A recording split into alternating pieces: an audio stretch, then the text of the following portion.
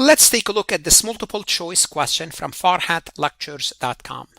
Brightwater Foods classify its 12 members board into 3 classes of 4, each serving 3-year terms. So basically you have 12 members, but each member serve for 3 years. So you have 4, 4, and 4. So rather than voting for all 12 at the same time, every year you would vote only 4 members. Then those 4 members would serve 3 years. Then the following year you will vote another 4 members, so on and so forth. Now we have an activist that gains enough voting power to win every contested seat. So they have the majority. What is the primary effect of that? If they have control in terms of shares, 51%. What's the primary effect? Is it A? It permanently blocks the activist from ever gaining a board majority. Would this type of structure block the activist from taking over? No, it does not block them.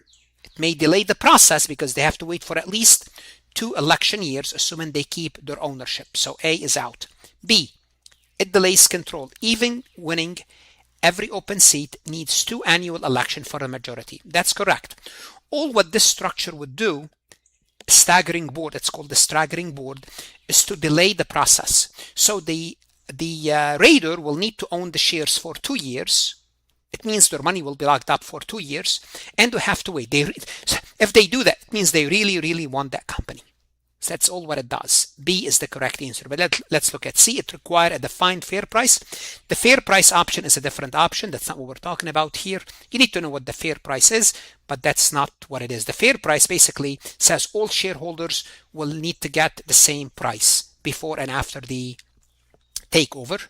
D, it lets the board automatically issue discounted shares to dilute the activist. That's not that. That doesn't describe what we are looking up there. Basically, it's a dilution. What you're doing is you are recapitalizing the company. You're adding more shares to dilute the shares, to dilute the current shares. So that's not it. The answer is B.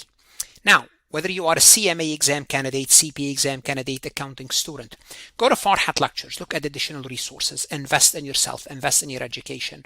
On Farhat Lectures, you can ask the AI to explain the topic when you're taking the quiz, explain the correct and incorrect answer, create a similar MCQ.